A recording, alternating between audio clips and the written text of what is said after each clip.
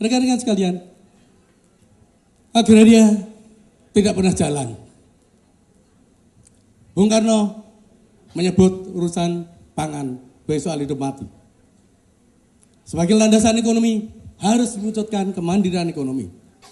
Tetapi diralatnya, bukan diralat secara total, tapi diperingatkannya bahwa untuk urusan bernegara itu, marilah kita tetap bersatu, menjaga kesatuan dan persatuan. Dan selalu semangat mengorbankan perlawanan terhadap neokolonialisme dan neo-imperialisme. Yang kita punya sekarang itu adalah antek-anteknya. Saya tidak pernah segan mengatakan bahwa Kabinet Indonesia Bersatu penuh dengan antek-antek neokolonial. Kita lihat nanti. Kemudian FAO dan Lavia Campesina berkelahi tentang urusan pangan antara ketahanan dan kedaulatan. Kedaulatan nyetrum di tanah air, di banyak tempat, di banyak eksponen kebangsaan, kampus datang belakangan. Kampus bukan di depan, kampus belakangan. Berbicara kedaulatan pangan. Adalah kelatan negara kemudian mencomot.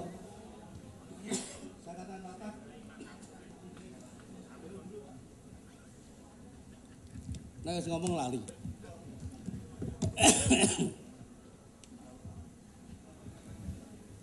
Kelatan negara, ada terminologi bagus, ada tekanan NGO, ada tekanan masyarakat, ada tekanan dari NU, dari Muhammadiyah, akhirnya kedaulatan pangan dicaplok sebagai nafas beberapa undang-undang. Tetapi saya katakan itu latah karena apa? Tidak pernah diterjemahkan dan tidak pernah dijalankan. Tapi at least sudah ada di undang-undang dan adalah kewajiban kita untuk mengawalnya lebih lanjut. Klik. Bapak Ibu sekalian, UGM datang belakangan. Tapi saya masih bersyukur di UGM. Gerakan kolektif UGM muncul baru mulai tahun 2007. Tapi gerakan awalnya sudah muncul lama dalam kontroversi. 2007 muncul, kemudian ada pleno yang khusus pleno tentang pangan. Yang menyimpulkan bahwa ketahanan pangan bahwa pangan Indonesia ini tidak jelas selunturungnya. Karena ketahanan pangan yang tanpa kedaulatan. Basisnya adalah pangan murah dan itu dilakukan melalui importasi. Kalau ada presiden anyar milih menteri apapun, hobinya import, pateni wae. Karena slide pertama tadi menunjukkan tentang UMR tadi, itu bahwa pangan berrelasi dengan semua urusan perekonomian. Ya. Tadi itu urusan UMR, kok banyak pangan. Ya. Apakah Menteri Perekonomian, Menteri Perdagangan, ya, Menteri Perindustrian, Menteri Keuangan, kalau tidak punya perspektif kedaulatan pangan, kita lihat, pantas dibunuh pora. Oke, saya senang sekali di UGM ada gerakan, kemudian gerakan kedaulatan pangan sudah mulai 2007 disambut menjadi jihad kedaulatan pangan. Kenapa dipakai kata-kata jihad? Karena gregeten wae. Ya. Komandannya dari sini, Pak Agus. Pak Ali Agus Dekan Fakultas Peternakan. Jihad kedaulatan pangan. Eksplisit. Kontroversi kata jihad, tapi alasannya sederhana. Bahwa gregeten. Karena pakai kata-kata yang lain kok tidak didengarkan. Ya. Kemudian beberapa bulan yang lalu, JKP memunculkan apa yang kita sebut sebagai gerakan. Jadi beberapa agenda aksi mengawal gerakan kedaulatan pangan UGM. Kenapa saya mengatakan UGM itu saya banter-banter ke? Karena di kampus lain tidak ada. Kalau berbicara kedaulatan pangan, sampean di kampus lain berkelahi. Di DPR yang mendukung kedaulatan pangan pasti UGM. NGO yang mendukung kedaulatan pangan pasti bau UGM. Saya tanya barusan pada Andreas, banker saya. Dia banker saya, Bang Benih. Dia mengatakan, siapa ya di IPB yang bisa kedaulatan pangan? Ya ra ono juragane ndak. Hanya dia. Saya tidak melihatnya IPB, tapi Gajah Mada. Oke. Kata-kata Daud Pangan memberikan inspirasi pada pimpinan universitas, prihatin untuk semua urusan, dan kemudian Dies Natalis terakhir tahun lalu, 19 Desember 2013, tema besar yang digaungkan dalam Dies Natalis adalah tegakkan kembali kedaulatan Indonesia. Ini muncul, Pak Rektor ini tidak boleh bantah. Pak Rektor itu hanya being inspired, terinspirasi oleh sebutir gabah saja. Oh iya ya, dalam sebutir gabah ternyata ada kedaulatan. Kalau begitu, sebutir gabah ini harus kita angkat menjadi urusan bernegara, urusan presiden, kedaulatan kebangsaan, dan kedaulatan Indonesia. Legalisasinya ditangkap, ya undang-undang sudah saya sebutkan, agak cepat sedikit, ya.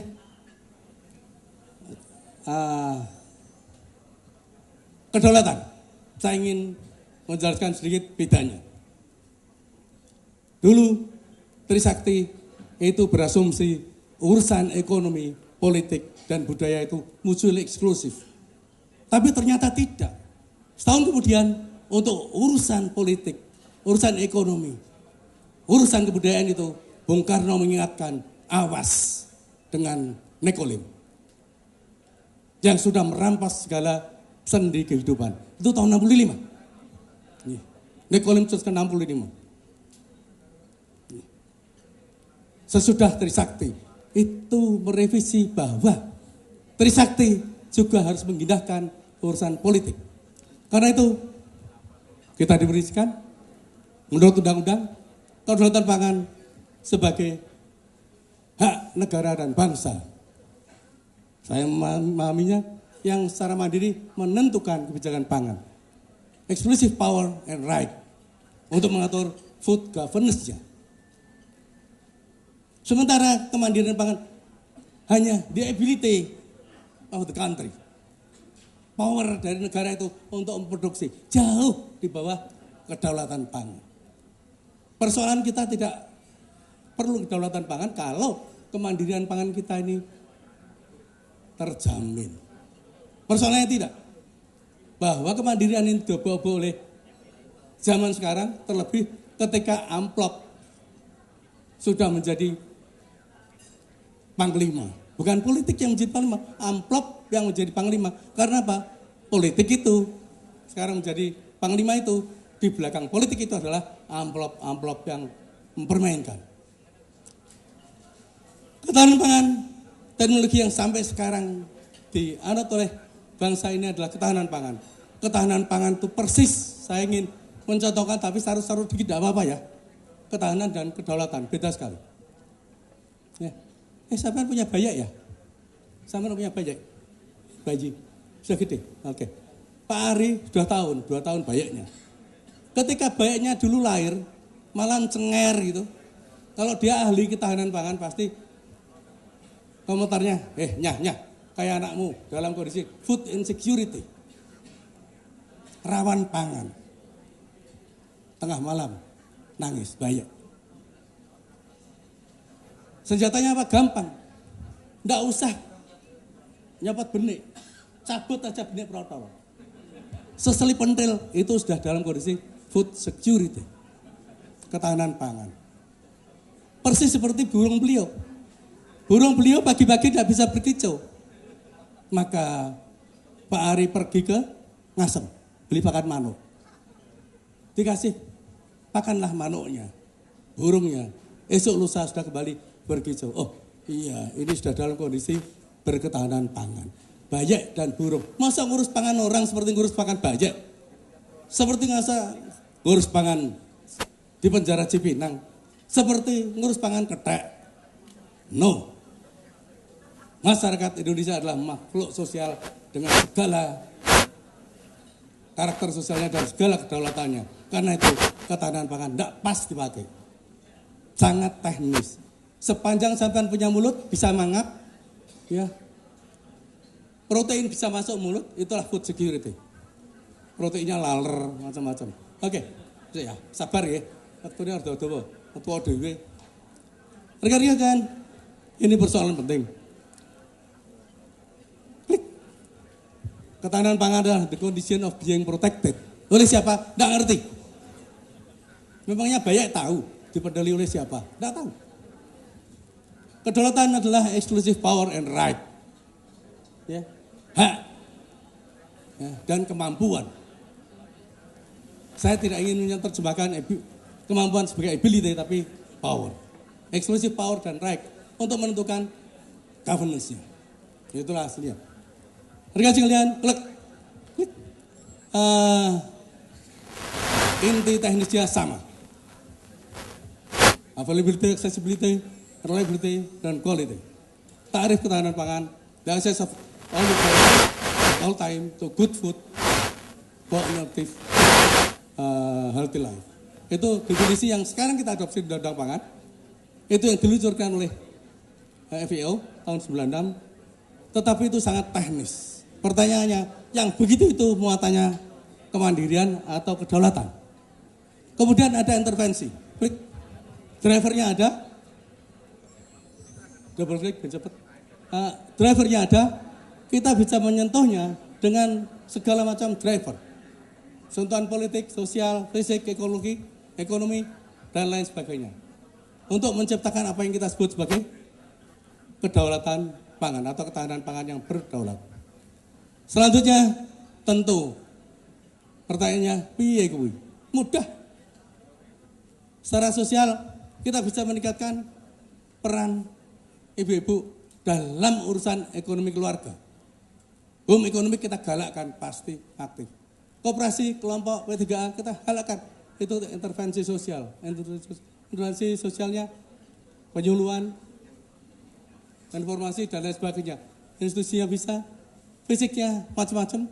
Tadi pagi saya di Bel Agustiarso, katanya KPH siap. Sudah ada 120 KPH dengan 17 juta hektar untuk mensupport kedaulatan pangan dengan tumpang sari. UGM, Padekan Kehutanan sudah introducing teknologinya ke Gubernur Jawa Tengah, bagaimana kehutanan atau perhutani bisa menopang kedaulatan pangan. Gubernur Jawa Tengah menerima mentah. Dekan Fakultas Kehutanan dan kawan-kawan yang punya kepakaran teknis masuk di sana menawarkan bagaimana kedaulatan pangan bisa dibangun melalui itu. Ekologis dan lain sebagainya, ini hanya contoh. Klik.